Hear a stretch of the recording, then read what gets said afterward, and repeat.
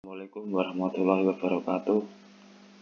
Saya Satria Trirajasa, nomor NIM 20.020517 dan Yusuf Bayhaqi 20.02.0503 akan mempresentasikan tugas kami PKN yang berjudul Pancasila sebagai Sumber Hukum.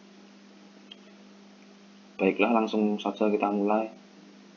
Yang pertama, pendahuluan. Pancasila adalah sebagai dasar falsafah negara Indonesia, sehingga dapat diartikan kesimpulan bahwa Pancasila merupakan dasar falsafah dan ideologi negara yang diharapkan menjadi pandangan hidup bangsa Indonesia, sebagai dasar pemersatu, lambang persatuan dan kesatuan, serta bagian pertahanan bangsa dan negara. Pembahasan yang pertama adalah Pancasila sebagai sumber hukum bangsa Indonesia. Yang kedua, Pancasila sebagai cita hukum bangsa Indonesia. Isi pembahasan yang pertama, Pancasila sebagai sumber hukum bangsa Indonesia. Pancasila dilihat sebagai cita hukum atau reksaid, merupakan bintang pemandu. Posisi ini mengharuskan pembentukan hukum positif adalah untuk mencapai ide-ide dalam Pancasila, serta dapat digunakan untuk menguji hukum positif. Dengan ditetapkannya Pancasila sebagai stat fundamental norms, maka pembentukan hukum, penerapan, dan pelaksanaannya tidak dapat dilepaskan dari nilai-nilai Pancasila. Yang kedua, Pancasila sebagai cita hukum bangsa Indonesia.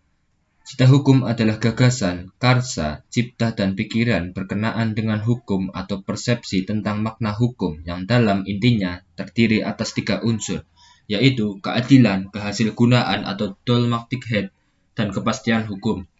Cita hukum bangsa Indonesia berakar dalam Pancasila yang oleh para bapak pendiri negara Republik Indonesia ditetapkan sebagai landasan kefilsafatan dalam menata kerangka dan struktur dasar organisasi negara, sebagaimana dirumuskan dalam Undang-Undang Dasar Negara Republik Indonesia tahun 1945.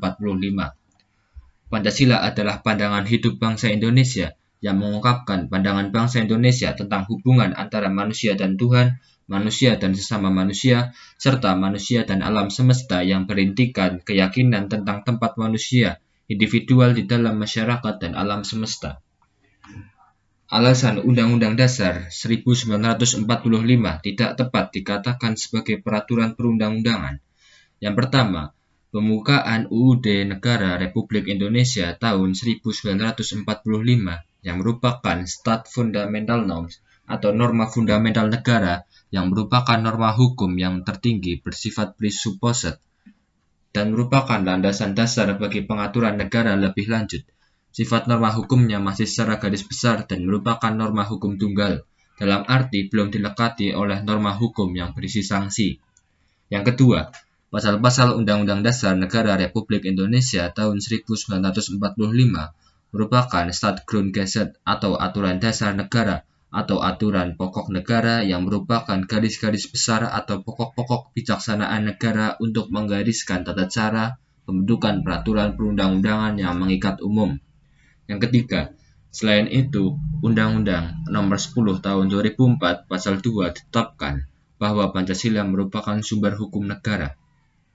Kesimpulan, Pancasila sebagai sumber dari segala sumber hukum atau Stat Fundamental Norms yang dipertegas dalam UU Nomor 10 Tahun 2004 tentang pembentukan peraturan perundang-undangan, terutama Pasal 2 yang menyatakan Pancasila merupakan sumber dari segala hukum atau sumber tertib hukum bagi kehidupan hukum di Indonesia, maka hal tersebut dapat diartikan bahwa penempatan Pancasila sebagai sumber dari segala sumber hukum negara adalah sesuai dengan pembukaan Undang-Undang Dasar Negara Republik Indonesia tahun 1945 yang menempatkan Pancasila sebagai dasar dan ideologi negara serta sekaligus dasar filosofis bangsa dan negara, sehingga setiap materi muatan peraturan perundang-undangan tidak boleh bertentangan dengan nilai-nilai Pancasila.